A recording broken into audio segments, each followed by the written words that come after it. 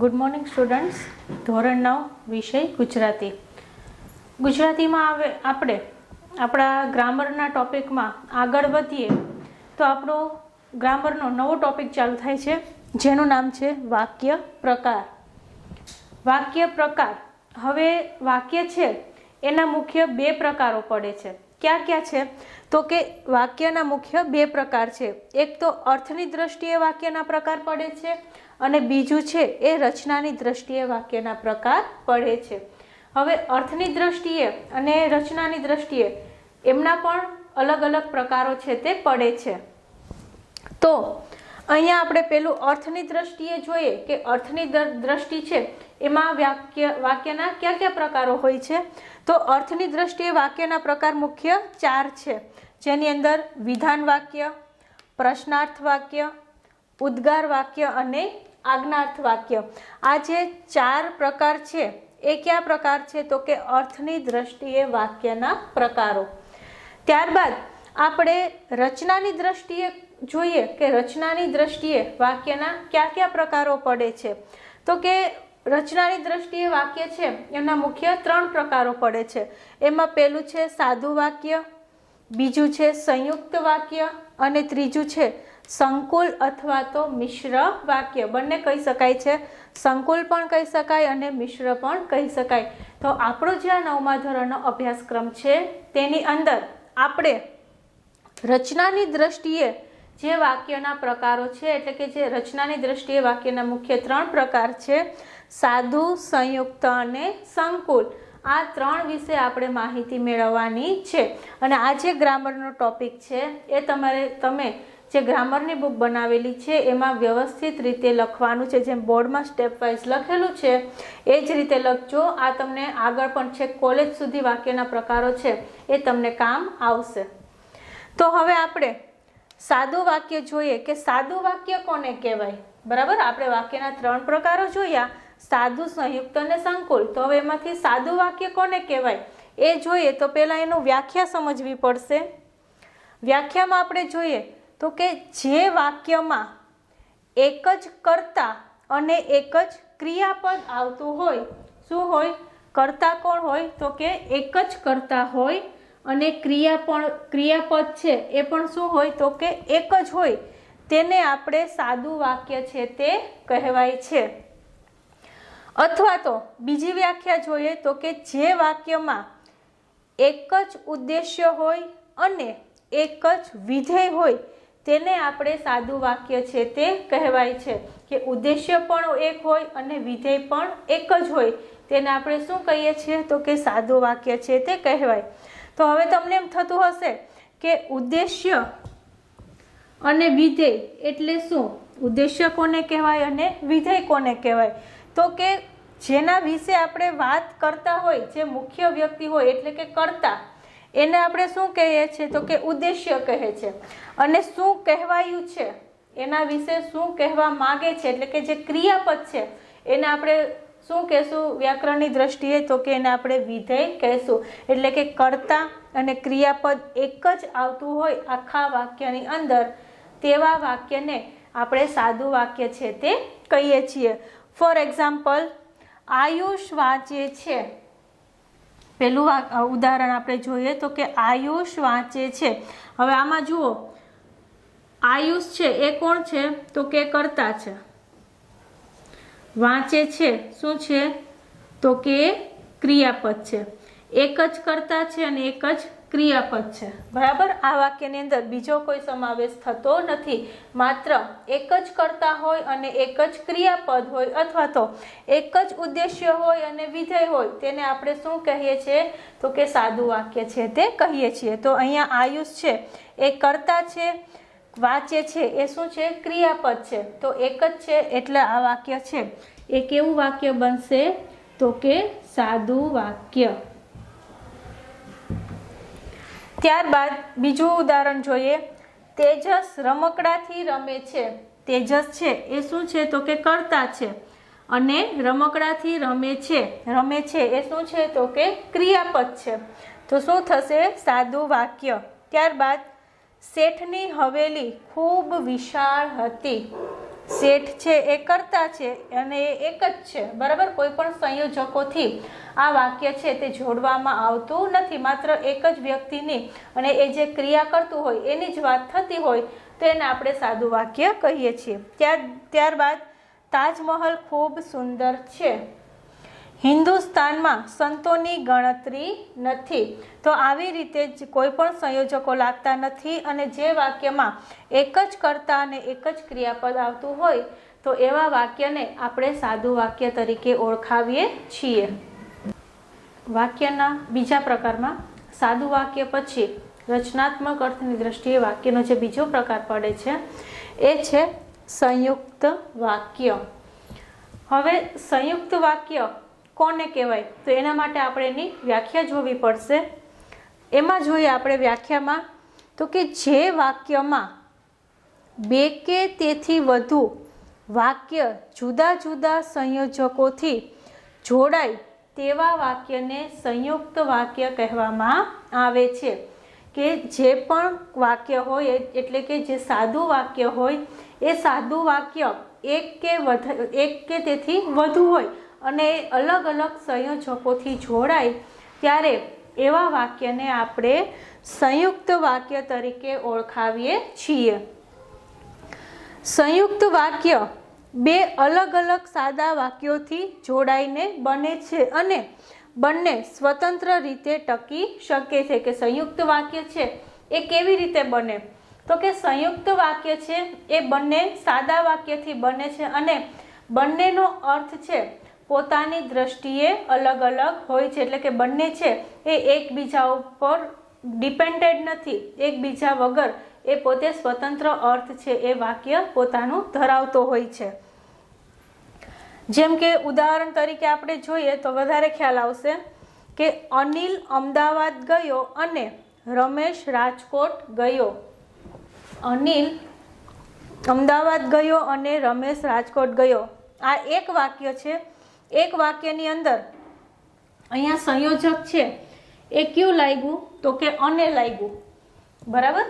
બંને સાદા વાક્ય થયા. જુઓ, અનિલ અમદાવાદ ગયો, આ એક સાદું વાક્ય થયું અને બીજું સાદું વાક્ય કયું થયું તો કે રમેશ રાજકોટ ગયો.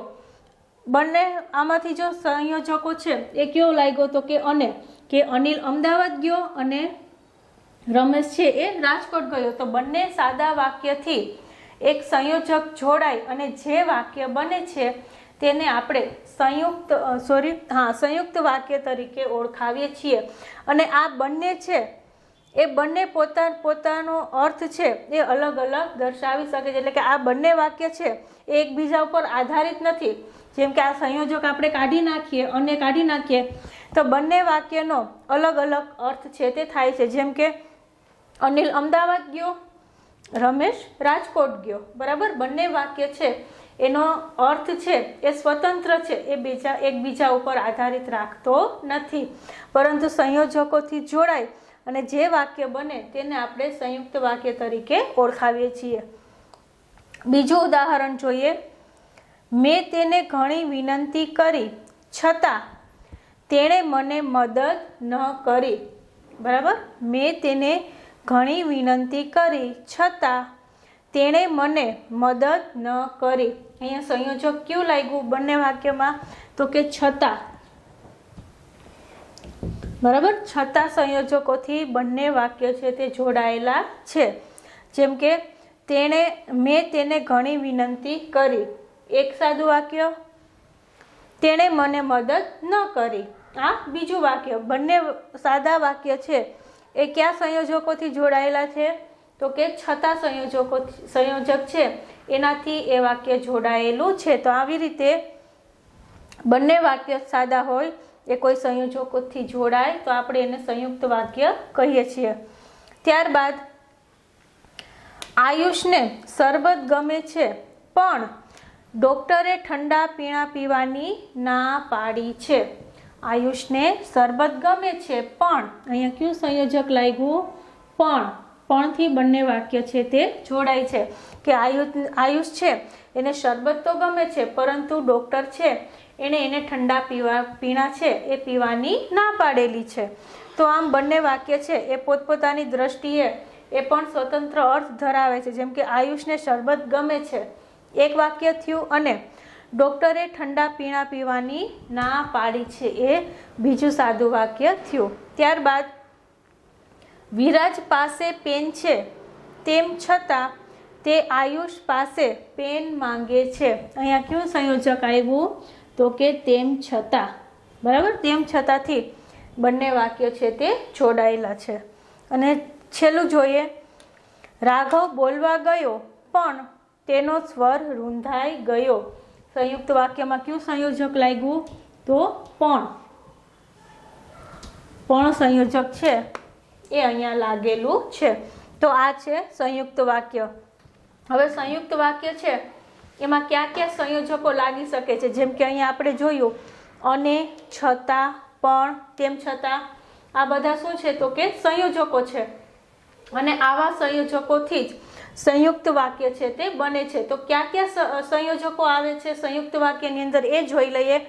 તો કે અને, પણ, છતાં, ને, તો પણ, છતાં પણ, તેમ છતાં, કે, અથવા તો, યા, કાં તો, એટલે, તેથી, નહીતર, કેમ કે અને કારણ કે, આવા સંયોજકોથી સંયુક્ત વાક્ય છે તે બનતું હોય છે। તો ખાસ યાદ રાખજો, સાદું જે વાક્ય હોય છે એમાં એક જ વાક્ય હોય છે, કર્તા અને ક્રિયાપદ એક જ હોય છે। જ્યારે સંયુક્ત વાક્ય છે એની અંદર બે કે તેથી વધારે જે સાદા વાક્ય છે તે હોય છે। અહીંયા બે વાક્ય છે પણ એનાથી વધારે છે એ પણ સાદા વાક્ય છે તે વાક્ય હોય છે, અને બે કે તેથી વધુ પણ સંયોજક છે તે ધરાવે છે, અને એની અંદર આ બધા પ્રકારના સંયોજકો લાગે છે।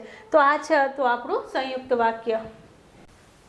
ત્યારબાદ વાક્ય પ્રકારમાં આપણું છેલ્લું વાક્ય પ્રકાર આવે છે, જે છે સંકુલ અથવા તો મિશ્ર વાક્ય। હવે સંકુલ અથવા તો મિશ્ર વાક્ય કોને કહેવાય એના માટે આપણે એની વ્યાખ્યા સમજીએ। તો કે વ્યાખ્યા શું છે? તો કે સંકુલ વાક્યમાં બે કે તેથી વધુ વાક્ય, સંકુલ વાક્યમાં બે કે તેથી વધુ વાક્ય જુદા જુદા સંયોજકોથી જોડાયેલા હોય છે।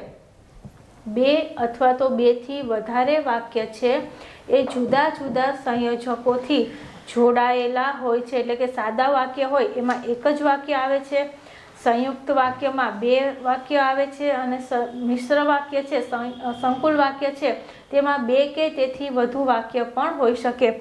તો આ બે કે તેથી વધુ વાક્ય જોડાય છે, શેનાથી જોડાય છે? તો કે અલગ અલગ સંયોજકોથી જોડાય છે, અને તેમાંથી એક મુખ્ય વાક્ય અને બીજું વાક્ય કેવું હોય છે? તો કે ગૌણ હોય છે। જ્યારે બે વાક્ય છે એ અલગ અલગ સંયોજકોથી જોડાય છે તો એમાં એક વાક્ય છે એટલે કે જે પહેલું વાક્ય છે એ કેવું હોય છે? તો કે એ મુખ્ય વાક્ય હોય છે। જ્યારે બીજું વાક્ય છે એ કેવું હોય છે? તો કે બીજું વાક્ય છે એ ગૌણ હોય છે, અને ગૌણ વાક્ય છે એ મુખ્ય વાક્ય ઉપર આધારિત હોય છે। એટલે કે જો પહેલું વાક્ય છે એ કાઢી નાખો તો બીજું વાક્ય છે એનું કોઈ અસ્તિત્વ રહેતું નથી। બંને વાક્યો છે એ એકબીજા ઉપર આધાર છે તે રાખે છે। એટલે એક વાક્ય છે એ મુખ્ય હોય છે, અને બીજું વાક્ય છે એ કેવું હોય છે? તો કે એ ગૌણ હોય છે, અને બંને વાક્ય એકબીજા ઉપર આધારિત રાખે છે। તો આવા વાક્યને આપણે સંકુલ અથવા તો મિશ્ર વાક્ય તરીકે ઓળખાવશું। હવે ઉદાહરણથી આપણે જોઈએ એટલે વધારે સમજ આવશે કે સંકુલ વાક્ય છે તે કોને કહેવાય। તો કે પેલું ઉદાહરણ જોઈએ, જો તમે મારી વાત માનશો નહીં તો સજા થશે। જો તમે મારી વાત માનશો નહીં તો સજા થશે। હવે આ વાક્યમાં ધ્યાનથી જુઓ, સંયોજક કયો લાગેલો છે? તો કે જો અને તો, બરાબર। આ બંને શું છે?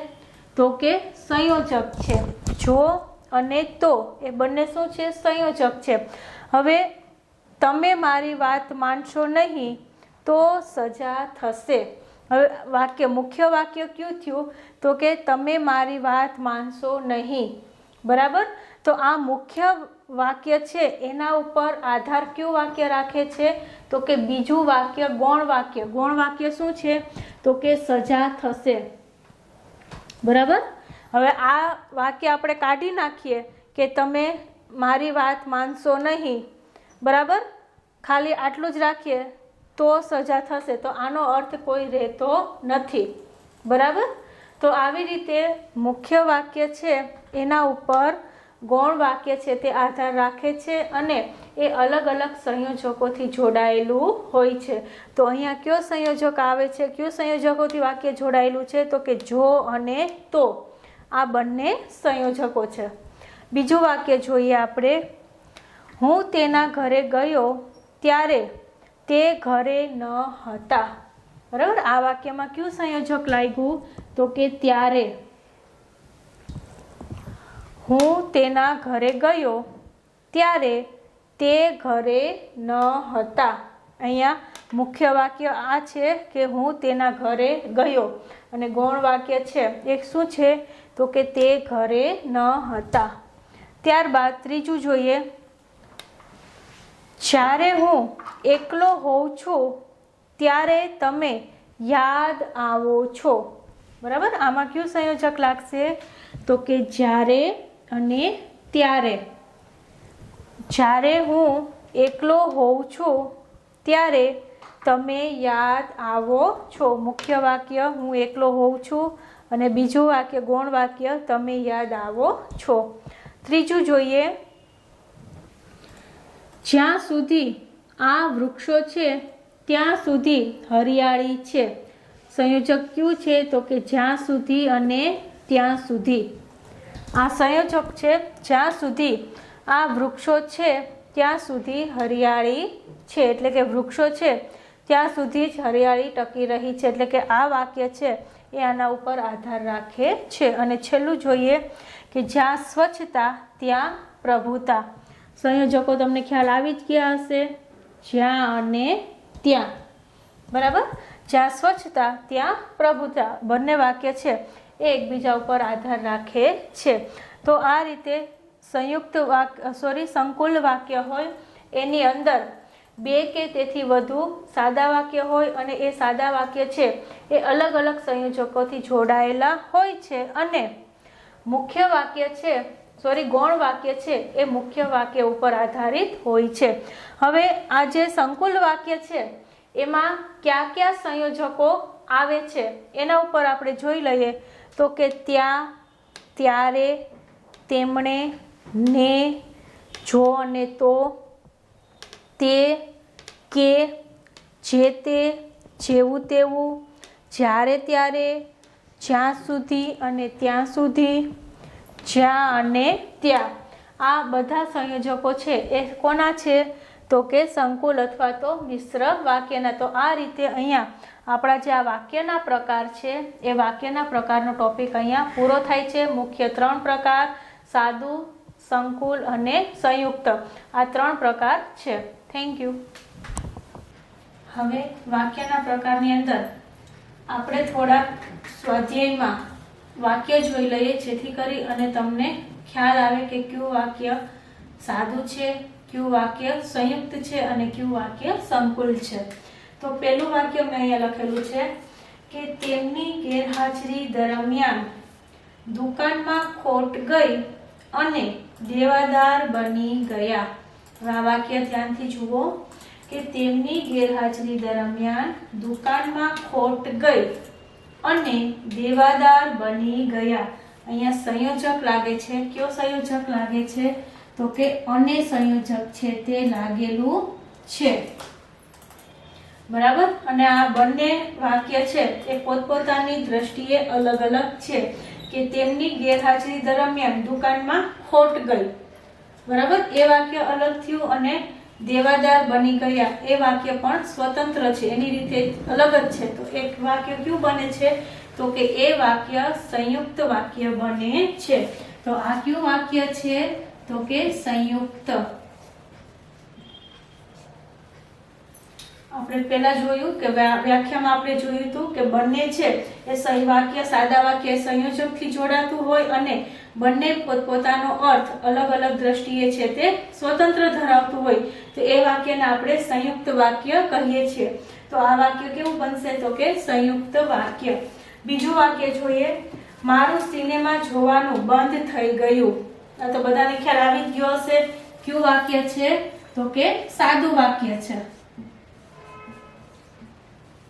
કારણ કે કોઈ પ્રકારનો સંયોજક નથી અને આખું એક જ વાક્ય છે, એટલે કે આ વાક્ય કયું બનશે તો કે સાદું વાક્ય. ત્યારબાદ અવારનવાર કાશી બા પાસે આવે અને રમે. બરાબર, અહીંયા સંયોજક લાગેલું છે અને, એટલે કયું વાક્ય બનશે તો કે સંયુક્ત વાક્ય.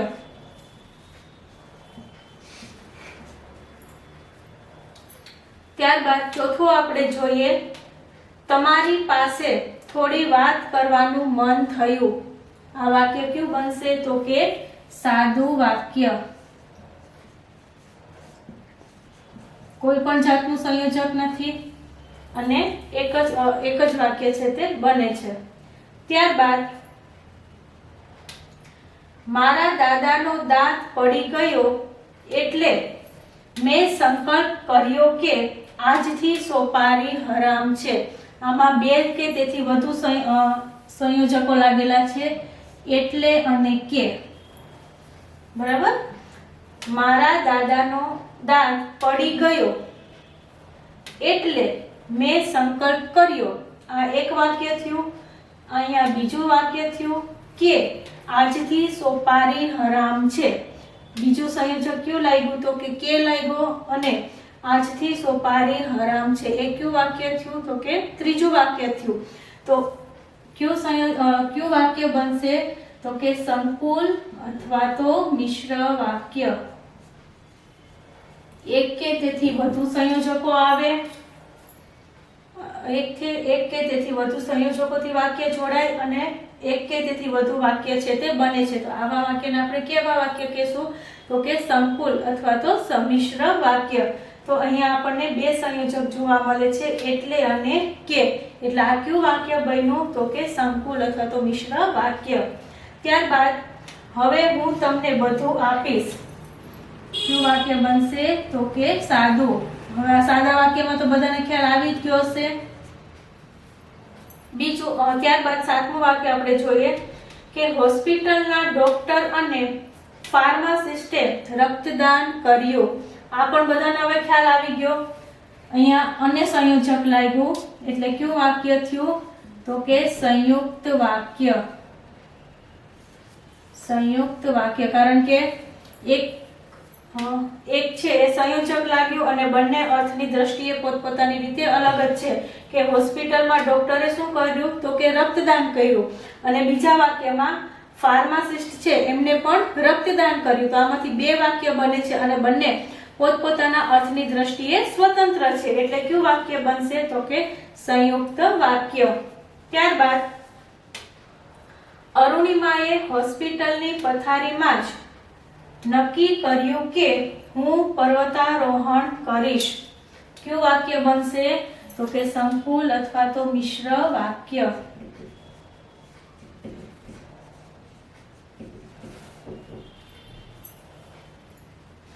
અરુણિમાએ હોસ્પિટલની પથારીમાં જ નક્કી કર્યું કે હું પર્વતારોહણ કરીશ. ત્યારબાદ નવમું વાક્ય ટાઢા ગોળ વાદળાને કારણે જરા શરદી થઈ ગઈ છે ને માથું પકડાયું છે. અહીંયા કયો સંયોજક છે તો કે છે. બરાબર, ટાઢા ગોળ વાદળાને કારણે જરા શરદી થઈ ગઈ છે ને માથું પકડાયું છે. કયું વાક્ય થશે તો કે સંયુક્ત. અને છેલ્લું વાક્ય જોઈએ, એને બબે તે કુળ ઉજાડ્યા. કયું વાક્ય થયું તો કે સાદું વાક્ય. તો તમને પરીક્ષામાં છે એમાં પણ આ જ રીતે તમને વાક્ય આપેલા હશે તો એ વાક્ય સાદું છે, સંયુક્ત છે કે સંકુલ છે એ તમારે ઓળખવાનું રહેશે. આ રીતે વાક્ય હશે એની સામે તમારે જે પણ કોઈ ઓપ્શન આવે એ ઓપ્શન લખવાનો રહેશે. તો અહીંયા આપણો આ જે વાક્યનો પ્રકારનો પોઈન્ટ છે એ પૂર્ણ થાય છે.